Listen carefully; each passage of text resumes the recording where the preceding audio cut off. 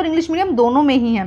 Question में क्या कहा गया है, मानो दो संख्याओं का योग 11 है, मतलब दो संख्याओं का सम 11 है और उनका अंतर कितना है 5। तो संख्याएं आपको बतानी है, मतलब दो ऐसी संख्याएं जिनका अंतर क्या है 5 है और उनका योग कितना है यहाँ पर 11 है। तो आइए देखते हैं किस तरह से करना है। माना कि दो संख्याओं में से एक संख्या है x और दूसरी क्या है 11 माइनस एक्स। माना कि पहली क्या है x और दूसरी क्या है 11 माइनस एक्स। ठीक है, अब देखो क्या कहा जा रहा है यहाँ पे x। अब हमें क्या करना है, इनका सम हमें क्या पता है, इनका डिफरेंस पता है। तो हम यहाँ पे करेंगे, एक सेकेंड, हम लिखेंगे x माइनस 11 माइनस एक्स, यहाँ पे नहीं 11 माइनस एक्स इक्वल किसके हो जाएगा 5 के, क्योंकि एक संख्या x है दूसरी क्या है 11 माइनस एक्स है, उनका डिफरेंस कितना है 5। ये हमारी समीकरण के अकॉर्डिंग बनता है। अब देखो हम क्या करेंगे, यहाँ पर हम लिखेंगे x minus 11 plus x equal किसके हो जाएगा 5x के। अब ये देखो यहाँ पे थोड़ा सा देखो क्या हो जाएगा, ये x प्लस का है, ये x प्लस का है, तो ये कितना हो जाएगा 2x इक्वल किसके आ जाएगा 2x माइनस 11 इक्वल किसके हो जाएगा 5 का। 2x यहाँ पे किसके इक्वल हो जाएगा, ये देखो यहाँ पे 5, ये यहाँ जाके प्लस हो जाएगा, तो 5 प्लस 11 और 2x की वैल्यू यहाँ पे कितनी आ जाएगी 16। अब x की वैल्यू हम यहाँ पे निकालते हैं, देखो थोड़ा और इस तरह से छोटा कर देते हैं जिससे कि समझ आए। अब x की वैल्यू हम यहाँ निकालेंगे, हमारी x की वैल्यू 8 आ गई और दूसरा हमारा क्या था 11 माइनस एक्स, मतलब कि दूसरे की संख्या क्या हो जाएगी, एक हमारे पास में 8 आ जाएगा, दूसरा हमारे पास में कितना आ जाएगा 3 आ जाएगा। देखो यहाँ पे क्या, ध्यान से समझो, 8 और 3 को जब ऐड करते हैं तब 11 आता है और इन दोनों का डिफरेंस कितना है 5 है। तो ध्यान से करना है, एक हमें यहाँ पे डिफरेंस लेते हुए क्वेश्चन को सोल्व करना है। एक बार इंग्लिश में देख लेते हैं। The sum of the two number is 11 and their difference is 5, find the number. Let two number is x, माना कि फर्स्ट नंबर वन नंबर क्या है x है, दूसरा क्या है x 11 माइनस एक्स, दूसरा क्या माना हमने 11 minus x. As the per condition we know that, हम क्वेश्चन की इक्वेशन क्या लिखेंगे, फर्स्ट नंबर क्या है x minus 11 minus x equal किसके हो गया 5 के। अब यहाँ पे देखो शायद पहले आप नहीं समझ पाओगे, यहाँ पे क्या है माइनस है, ब्रैकेट से बाहर माइनस होता है तो हम संख्या को क्या कर देते हैं उल्टा कर देते हैं। तो हम यहाँ क्या कर देंगे x प्लस 11, यहाँ देखो सॉरी यहाँ पे हम क्या कर देंगे, ये x माइनस 11 हो जाएगा और ये क्या हो जाएगा प्लस क्या हो जाएगा x हो जाएगा। तो हमारे पास में ये भी प्लस का है, ये भी प्लस का है, ये कितना हो जाएगा 2x माइनस 11 इक्वल 5 क्या आएगा, 2x हमारे पास में कितना आ जाएगा 16 आ जाएगा, x की वैल्यू यहाँ पे कितनी आ जाएगी 8 आ जाएगी और हमारा आंसर क्या हो जाएगा 8 और 5 हमारा यहाँ पे क्या 8 और 3 हमारा यहाँ पे क्या हो जाएगा आंसर हो जाएगा, क्या हो जाएगा 8। पहला संख्या 8 है, दूसरी क्या है 3 है। नेक्स्ट क्वेश्चन देखिए, दो धनात्मक संख्याओं के बीच का अंतर 40 है। दो धनात्मक संख्याएं उनके बीच का अंतर क्या है 40 है। इन पूर्णांकों का अनुपात 1:3 है, मतलब उनका अनुपात कितना है 1/3 है। तो पूर्णांक याद कीजिए, थोड़ा सा मैंने स्क्रीन छोटी की हुई है, अगर आपको पढ़ने में दिक्कत आ रही है तो थोड़ा सा ध्यान से स्क्रीनशॉट लेके पढ़िए, क्योंकि अगर इनलार्ज कर देती हूँ तो हम पूरी पिक्चर को साथ में नहीं ले पा रहे हैं, जिससे कि क्वेश्चन सॉल्व नहीं हो रहा है। तो माना हमने एक संख्या मान ली x और दूसरी क्या मान ली x माइनस 40। अब वो यहाँ पे क्या कह रहा है, शर्तों के अनुसार हमारे पास में क्या है x और उनका जो हमारी यहाँ पे लिखा गया है कि उनका दो धनात्मक संख्याओं का अंतर कितना है 40 है। तो अगर अंतर 40 है तो हम, और उनका अनुपात कितना है 1:3 है। तो देखो यहाँ पे 1:3 आना चाहिए। यहाँ पे थोड़ा सा देखो इस तरह से कर देती हूँ मैं, एक सेकेंड। देखो यहाँ पे इसका अगर अनुपात करते हैं तो ये कितना हो जाएगा 1:3। यहाँ पे हम इस तरह से लिखेंगे 1:3। ठीक है, अब देखो यहाँ पे क्या किया गया, x माइनस 40x हो गया यहाँ पर। तो देखो यहाँ पे क्या कहा गया है, ये थोड़ा सा मिस्टेक हुई है, x माइनस 40 किसके इक्वल है यहाँ पे 1/3 के। मतलब पहला जो नंबर हमने लिया था x किसके इक्वल है 1 के, और x माइनस 40 का रेशियो क्या है यहाँ पर 3 है। ये क्वेश्चन यहाँ पे, ये लाइन यहाँ पे कहा गया है। तो अब हम यहाँ पे दोनों को इक्वल ले लेते हैं। तो हम लेते हैं कि हमने जो सेकंड नंबर क्या माना था, एक सेकंड, सेकंड नंबर हमने यहाँ क्या माना था x माइनस 40, ये हमारा सेकंड नंबर है जिसका रेशियो कितना था 3, और दूसरा नंबर हमारा क्या था x जिसका क्या था रेशियो 1। ठीक है, अब देखो सॉल्व करते हैं। अब इसका ब्रैकेट खोलते हैं, तो 3x माइनस 120 और यहाँ पे किसके इक्वल आ जाएगा x के। अब x वाले दोनों नंबर हम यहाँ ले जाएंगे तो हमारा आंसर क्या होगा 2x इक्वल 120 के हो जाएगा, क्योंकि उधर जाके ये माइनस हट जाएगा, पॉजिटिव हो जाएगा। और 2x इक्वल किसके हो जाएगा 120 के, x इक्वल किसके हो जाएगा 2 के। x, एक सेकेंड, x यहाँ पे कितना हो जाएगा 60 के। देखो क्वेश्चन गलत हो रहा है, यहाँ पे x किसके इक्वल हो जाएगा 120 डिवाइडेड बाय 2 कितना हो जाएगा 60। ठीक है, अब हमारे पास में एक नंबर 60 आ गया, सेकंड में उसने क्या कहा था 40 कम है, तो माइनस 40 कर देंगे तो कितना आ जाएगा 20। तो यहाँ पे एक नंबर हमारे पास में 60 होगा, दूसरा नंबर हमारे पास में यहाँ पे 40 होगा। एक बार इंग्लिश में देखते हैं, the difference between the two positive number, दो पॉजिटिव नंबर का डिफरेंस कितना है 40 है। तो एक मानना x है, दूसरा मानना x माइनस 40 है। ठीक है, उसके बाद क्या कहते हैं, उनका रेशियो कितना है 1:2। तो ये कितना है 1 का रेशियो, ये कितना है 3 का रेशियो। अब इसको हम क्वेश्चन को सोल्व करेंगे, अब आपको अच्छे से समझ में आ जाएगा। Let one integer x and second 1x-40 आ जाएगा। तो ये कंडीशन यहाँ पे थोड़ा रेशियो नहीं आया, बस इसी की वजह से इनका रेशियो क्या है 1:3 रेशियो है।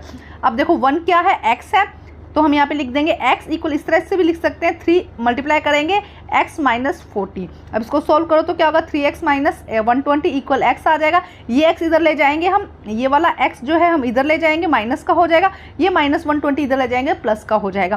तो x इक्वल हमारा यहाँ पे क्या आ जाएगा 60। x इक्वल क्या आ जाएगा यहाँ पर 60 आ जाएगा। अब एक नंबर x हमारा 60 आ गया, दूसरा क्या है 40 कम है, -40 करेंगे तो 20 हमारा, देखो रेशियो क्या आ रहा है 1:3 रेशियो आ रहा है हमारा यहाँ पर। तो एक आ जाएगा 20 और एक आ जाएगा यहाँ पर 60। ठीक है, नेक्स्ट देखो क्या कहा जा रहा है, यदि दो संख्याओं, लगातार संख्याओं का योग 11 है तो संख्याएं ज्ञात कीजिए। दो संख्याएं हैं जिनका योग क्या है 11 है, क्रमागत है, तो माना एक माना x, तो दूसरी क्या माना x+1। ठीक है, अब शर्तों के अनुसार देखो यहाँ पे ये क्वेश्चन आपके सैंपल पेपर में भी शायद इसी तरह का क्वेश्चन है। तो यहाँ पे माना x और x+1 कितना हो गया 11 हो गया, तो ये हो जाएगा 2x+1 11 हो जाएगा। अब यहाँ पे 1 आके माइनस हो जाएगा, तो 2x इक्वल क्या हो जाएगा 11 - 1 हो जाएगा। अब x इक्वल कितनी आ जाएगा 10 क्या आ जाएगा, तो x की वैल्यू यहाँ पे कितनी हो जाएगी, x कितना हो जाएगा 5। तो एक संख्या हमारे पास में आ गई है, x कितना है 5, तो x+1 कितना हो जाएगा 6। तो वो दो संख्याएं क्या है 5 और 6 है। क्वेश्चन देखो इंग्लिश में, if the sum of the two consecutive number is 11 find the number. Solution क्या है, टू कंसेक्यूटिव नंबर लिया x और x+1 लिया। अब इनको जोड़ने पर कितना आता है 11 आता है, तो हमने क्या किया x+1 11 होगा, 2x+1 11 हो गया, 2x क्या हो गया ये यहाँ पे आके माइनस हुआ, तो 2x इक्वल किसके हो गया 10 के हो गया, और x इक्वल क्या आया 5, और दूसरा नंबर क्या आ गया 6 आ गया। अब नेक्स्ट क्वेश्चन देखो, हमें यहाँ पर वैल्यू निकालनी है z की। 6 + z+2 कितना है, यहाँ पर देखो 6 इक्वल कितना है z+2, तो हम z को इधर ले जाएंगे, 2 को इधर ले आएंगे, तो 6 - 2 इक्वल z के हो जाएगा, तो z वैल्यू कितनी आ जाएगी 4 आ जाएगी। नेक्स्ट क्वेश्चन देखो सोल्व करने हैं, हिंदी और इंग्लिश मीडियम में दोनों में, इनको इकट्ठा ही कर लेते हैं हम। तो यहाँ पे बहुत ही आसान क्वेश्चन है, बट प्रैक्टिस के लिए x - 11 इक्वल है 7 के। तो हम क्या करेंगे, ये देखो माइनस, हम x को यहाँ रखेंगे, यहाँ क्या करेंगे 7, और ये भी प्लस का हो जाएगा इधर जाके, ये देखो ये वाला इधर जाके प्लस का हो जाएगा, तो x वैल्यू कितनी आ जाएगी 18 की आ जाएगी। नेक्स्ट क्वेश्चन में क्या कहा गया है, z+8 इक्वल है 9 के, तो z हम यहाँ रखेंगे 9 - 8 कर देंगे, क्योंकि ये 8 इक्वल के जब उधर जाएगा तो माइनस हो जाएगा, तो यहाँ पे +1 हमारा आंसर आ जाएगा। नेक्स्ट क्वेश्चन देखो 11x का मतलब है 11 × x इक्वल कितना है 121 के। और आपको पता है इक्वल के उस तरफ जाने के बाद उल्टा हो जाता है, अगर प्लस का है माइनस का हो जाएगा, माइनस का है प्लस का हो जाएगा, साथ वाले नंबर से अगर मल्टीप्लाई पे है तो डिवाइड हो जाएगा, डिवाइड पे है तो मल्टीप्लाई हो जाएगा। तो x इक्वल क्या आएगा 122, और ये देखो मल्टीप्लाई का मार्क है बीच में, इसलिए डिवाइड हो जाएगा, तो आंसर हमारा क्या आ जाएगा 11। नेक्स्ट क्वेश्चन देखो क्या कहा गया है यहाँ पर, आकृति में 5 भुजाएं बराबर है। मान लो एक आकृति दी गई है जिसके अंदर क्या है 5 भुजाएं बराबर है, यह एक नियमित पंचभुज है, इसके सभी कोण बराबर हैं, तो हमें इसके कोणों की संख्या निकालनी है। तो देखो आपको ये पता होना चाहिए कि पंचभुज होता है तो उसके कोणों का सम कितना होता है 540 होता है उसके कोणों को। तो 5 भुजाएं हैं तो 5x कर दिया इक्वल कितना हो गया 540 के, तो x की वैल्यू कितनी आ गई 108। हम क्या करेंगे 540 को 5 से भाग कर देंगे। देखो क्वेश्चन क्या है, the figure has 5 equal sides. ये देखो यहाँ पे 5 इक्वल साइड्स दी गई है, तो ये क्या होगा रेगुलर पेंटागन हो गया यहाँ पर। ठीक है, thus all angle are equal, all angle यहाँ पे इक्वल है, तो माना यहाँ पे ये x है ये भी x है, तो टोटल कितना हो गया 5x। हम x प्लस करेंगे तो 5x हो जाएगा। 5x किसके इक्वल है 540 के। तो आपको याद होना चाहिए, अच्छा से समझ लीजिए कि जो पेंटागन होता है 5 भुजाओं वाला को, जो 5 साइड्स जिसकी इक्वल होती है पेंटागन होता है, उसके सम इंटीरियर एंगल का सम कितना होता है 550। तो इस तरह से 104 आ जाएगा। नेक्स्ट क्वेश्चन देखिए, एक नियमित बहुभुज के प्रत्येक बाह्य कोण का मान निकालना है। एक नियमित बहुभुज मतलब जिसकी भुजाएं ज्यादा है उसके बाह्य कोण का मान करना है, अगर उसकी भुजाएं 9 हैं। ऐसे देखो ये कहा गया, मानो 1 2 3 4 5 6 7 8 9, ऐसा बहुभुज जिसकी क्या है सारी भुजाएं बराबर है और 9 उसकी भुजाएं हैं, तो उसका हमें बाह्य कोण निकालना है। बाह्य कोण कौन से होते हैं, देखो ये वाले कोण, ये कोण बाह्य कोण होते हैं। तो देखो इसके दो फॉर्मूले, दो तरीके से हम इस क्वेश्चन को कर सकते हैं। देखिए क्या है, n भुजा वाले नियमित बहुभुज का कोण का फॉर्मूला क्या होता है n-2 × 180। तो n यहाँ पे क्या है भुजाएं, भुजाएं कितनी है उसकी 9, 9 - 2 गुना किया हमने 180 से, तो यहाँ पे कितना आएगा, 7 को 180 से गुना करेंगे तो 1260 क्या आ जाएगा, 1260 उसके सारे भुजाओं का कोण आ जाएगा। अब हमें प्रत्येक भुजा का एंगल निकालना है, तो हम क्या करेंगे, 9 से भाग कर देंगे, 140 हमारा यहाँ आ जाएगा। तो प्रत्येक बाह्य कोण कितना हो जाएगा, 140। थोड़ा सा समझो, देखो मैं एक बार समझा देती हूँ। जैसे कि ये इस तरह से समझो कि 9 भुजाओं वाला एक एंगल है, ये देखो यहाँ पे टोटल 9 भुजाएं समझो, और उन्होंने कह रहे हैं कि बाह्य कोणों का जो सम है वो कितना है और एक भुजा का एक कोण का सम कितना है। तो हम फॉर्मूला याद करो क्या होता है, किसी भी बहुभुज का बाह्य कोण अगर निकालना हो तो उसका फॉर्मूला क्या होता है, n-2 × 180। तो n क्या है, भुजाएं, कितनी भुजाएं हैं इसकी, इस क्वेश्चन में कितनी भुजाएं हैं, 9 भुजाएं। तो हमने सॉल्व किया, 9 - 2 × 180 70 1260। सारे बाह्य कोण जितने हैं उनका सम कितना है, 1206। अब हमें एक कोण का निकालना है, तो भुजा कितनी थी, 9 से भाग कर दो, 140 आंसर आ जाएगा। इसका एक इजी फॉर्मूला भी है, वो भी बताती हूँ। देखो क्या, प्रत्येक बाह्य कोण का मान क्या होता है, बाह्य कोणों का योग और कोणों की संख्या। तो बाह्य कोणों का योग कितना है, यहाँ पर बाह्य कोणों का योग कितना है, देखो ये देखो प्रत्येक बाह्य कोण यहाँ पे क्या हो जाएगा, देखो यहाँ पे प्रत्येक आंतरिक कोण, सॉरी यहाँ पे जब हम डिवाइड करेंगे तो प्रत्येक आंतरिक कोण आएगा। बाह्य कोण के लिए हम क्या करेंगे, आंतरिक, ये कोण है, देखो ये बाह्य कोण हो जाएगा, ये आंतरिक कोण हो जाएगा। तो आंतरिक कोण को क्या कर देंगे, माइनस कर देंगे 180 में से, तो 40 आ जाएगा। इजी फॉर्मूला, हम इजी फॉर्मूला से करते हैं। देखो इजी फॉर्मूला क्या है कि अगर कोई भी बाह्य कोण निकालना हो तो बाह्य कोणों का योग माइनस कोणों की संख्या। तो बाह्य कोणों का डिवाइडेड बाय बाह्य कोणों का कितना है, 360 होता है, डिवाइडेड बाय 9 करो, कितना हो जाएगा, 40। ठीक है। अब थोड़ा सा क्वेश्चन लेंथी लग रहा है, लेकिन ध्यान से समझोगे तो हो जाएगा। 2 बार रिपीट करके अच्छे से देख लेना। Find the measure of the each exterior angle of a regular pentagonal, जिसकी साइड्स कितनी है, 9 साइड्स है। तो देखो क्या कहा जा रहा है यहाँ पे, the sum of the regular pentagon having side n-2 × 180। ठीक है, ये फॉर्मूला याद कर लो। अच्छा, अब n कितना है यहाँ पे, 9 - 2 × 1 1206। ये हमारा यहाँ पर आया रेगुलर पेंटागोनल की, जिसका कि इंटीरियर साइड्स कितनी है, ये आया एक्सटीरियर। अब इंटीरियर कितना हो जाएगा, 1260 डिवाइडेड बाय 9, कितनी साइड्स है, 9 साइड्स है, तो कितना हो जाएगा, 140। ये क्या है, इंटीरियर एंगल।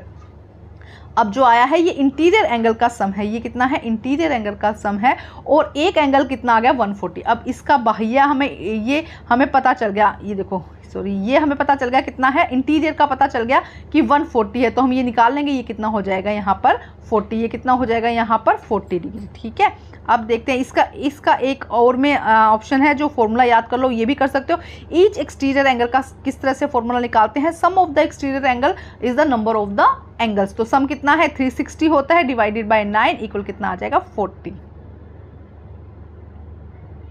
नेक्स्ट क्वेश्चन में देखो क्या कहा गया, find the square of the following number. हमें स्क्वायर निकालनी है। तो देखो 2 तरीके हैं, आपको इस तरीके से पूछा जा सकता है, क्या है 35 का। तो 35 को 2 पार्ट्स में डिवाइड करो, 30 + 5। अब कौन सा फॉर्मूला यूज हो रहा है, a + b की स्क्वायर। तो a + b की स्क्वायर क्या होता है, a की स्क्वायर + b की स्क्वायर + 2ab। तो हम यहाँ करते हैं, देखो साथ साथ में कर रहे हैं। a कितना हो गया, 35 की स्क्वायर + 5 की स्क्वायर, तो क्या होगा, 2 × 30 + 5, तो कितना आ जाएगा। देखो फॉर्मूला याद करो, a की स्क्वायर + b की स्क्वायर + 2ab। अब फॉर्मूला पुट करते रहो, a कितना है, 30 की स्क्वायर, b कितना है, 5 की स्क्वायर, और 2 को 2 लिखेंगे, a कितना है, 30 + 5। तो देखो 30 × 5 कर देंगे। तो देखो ये वाला पूरा हमने नोट कर लिया यहाँ पर। उसके बाद जब सॉल्व करेंगे तो 1225 आ जाएगा। नेक्स्ट क्वेश्चन 86 में भी इसी तरह इसमें माइनस कर देंगे। देखो 90 - 4। देखो ये ध्यान रखना होगा कि किस तरह से हम बनाए, उसकी इक्वेशन ईजी हो जाए, क्योंकि 90 की स्क्वायर निकालना आसान है। तो 81 16, यहाँ पे देखो, यहाँ पे माइनस आ जाएगा, यहाँ पे माइनस आ जाएगा, यहाँ पे a की स्क्वायर + b की स्क्वायर - 2ab। तो ये देखो ये आ जाएगा 7396। इसी तरह 93 में क्या होगा, 90 + 3, और ये फॉर्मूला आप इस तरह से सॉल्व कर सकते हैं। देखो यहाँ पे यही अभी मैंने इंग्लिश में बताया, या यही हिंदी में सेम हो जाएगा यहाँ पे ना, बस माइनस फॉर्मूला आपको याद होना चाहिए।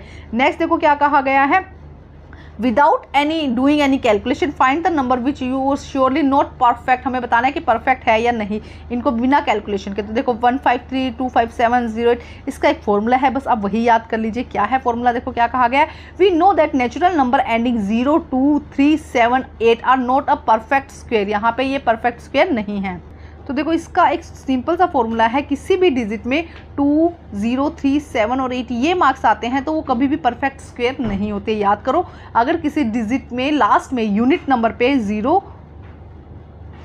2, 3 एंड 7 आते हैं तो वो कभी परफेक्ट स्क्वायर नहीं होती। जैसे कि 100 की अगर हम बात करते हैं तो ये तो 10 की स्क्वायर है, तो 0 को फिर भी हम नहीं कहेंगे, लेकिन 2, 3, 7, 8 आता है तो वो एक परफेक्ट स्क्वायर नहीं होती है। तो देखो यहाँ पे 3 आ रहा है, 3 एंडिंग में इसका मतलब ये परफेक्ट स्क्वायर नहीं है, 7 एंडिंग में इसका मतलब ये परफेक्ट स्क्वायर नहीं है, 8 एंडिंग में इसका मतलब ये परफेक्ट स्क्वायर नहीं है। ठीक है, अब 4, 4, 1, 4, 4, 1, देखो 4, 4, 1, ये देखो 1 आता है ना, तो ये एक परफेक्ट स्क्वायर है, यहाँ पे लिखा गया 4, 4, 1 इज अ परफेक्ट स्क्वायर। ठीक है, नेक्स्ट तो ये इजी सा फॉर्मूला है, इसको इजी से याद कर लो कि 2, 3, 7 और 8 जहाँ पे अगर लास्ट में आता है तो वो एक परफेक्ट स्क्वायर नहीं होती। नेक्स्ट देखो फाइंड द क्यूब निकालने, तो क्यूब निकालने तो आसान है, 3 बाई मल्टीप्लाई कर दो इसको, मल्टीप्लाई बाई 3 तो कितना हो जाएगा 42.875। 3.5 का घन निकालना है, घन निकालने में हम क्या करते हैं 3 बार उस नंबर को मल्टीप्लाई करते हैं आपस में, तो हमारा घन निकल के आता है, तो ये हमारा आंसर हो जाएगा। नेक्स्ट देखो क्या कहा गया है, find the smallest number by 1, 3, 2, 3 may be multiply so that perfect cube बच जाए। ऐसा नंबर निकालना है, इसका स्मॉलेस्ट नंबर से मल्टीप्लाई करें, किस स्मॉलेस्ट नंबर से मल्टीप्लाई करें कि 1, 3, 2, 3 एक परफेक्ट क्या बन जाए, क्यूब बन जाए। आप मेरे चैनल पर आपको सैम्पल पेपर मिल जाएंगे, ज़रूर प्रैक्टिस करिएगा, बहुत ही इंपॉर्टेंट क्वेश्चन है उसके अंदर, आपकी अच्छे से रिवीजन हो जाएगी। सभी क्लासेस के सभी सब्जेक्ट के सैम्पल पेपर मेरे पास में है।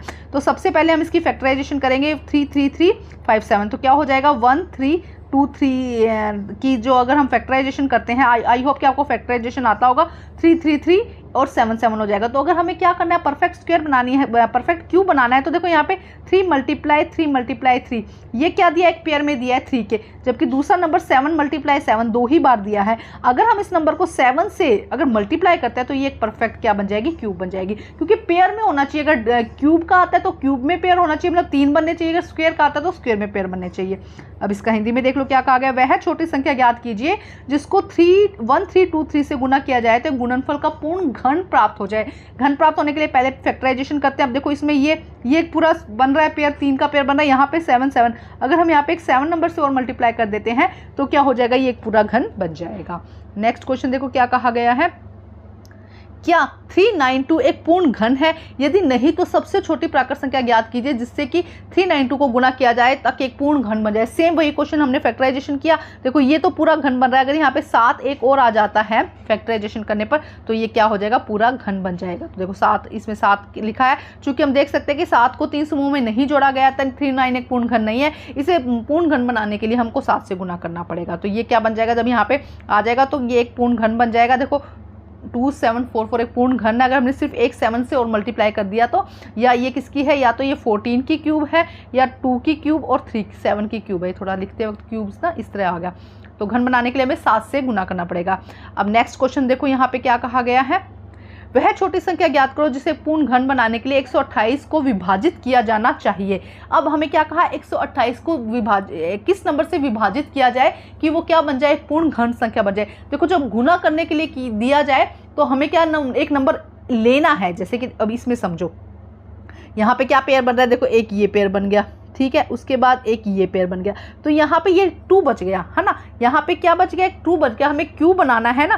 तो अब वो क्या करें, अगर हम इस नंबर को 2 से डिवाइड कर देते हैं तो ये क्या बन जाएगी, एक परफेक्ट क्या बन जाएगी, इस देखो यहाँ पे लिखा गया है, ये एक पूरा परफेक्ट पेयर बन रहा है, ये भी परफेक्ट बन रहा है, ये अलग है। यहाँ दो को समान गुणनखंडों को त्रिक समूह में समूहित नहीं किया गया, अतः गुण प्रदान के लिए 2 से विभाजित करेंगे। थोड़ा सा जल्दी करवा रही हूँ क्योंकि वीडियो बहुत लेंथी हो जा रहा है। देखो क्या कहा जा रहा है, 128 को हमें क्या बनाना है, पूर्ण घन बनाना है, तो इसको फैक्टराइजेशन करो। फैक्टराइजेशन किया हमने, इसको क्या किया, गुणनखंड किए, गुणनखंड करने के बाद हमें पेयर बनाना है, एक ये पेयर बन गया, क्योंकि घन बनाना है तो 3 का पेयर बनाएंगे, 3 का ये बन गया और 3 का एक ये समूह बन गया। अब इसमें ये 2 अलग बच गया, तो अगर हमें क्या करना है, विभाजित करना है, तो हम क्या करेंगे, सिर्फ 1 लेंगे, और अगर मल्टीप्लाई करना होता तो हमें 2 × 2 हमें मतलब 4 से मल्टीप्लाई करना होता एक घन बनाने के लिए, और विभाजित करना है तो हम सिर्फ एक जो एक्स्ट्रा बच गया उससे विभाजित कर देंगे। देखो ये है 392 is a perfect cube, find the smallest natural number by 392 should be multiply the perfect cube. And I hope कि आपको समझ में आ गया होगा, ये एक पेयर में है, यहाँ पे अगर एक और 7 लग जाता है तो ये क्या हो जाएगा, एक परफेक्ट क्यूब बन जाएगा।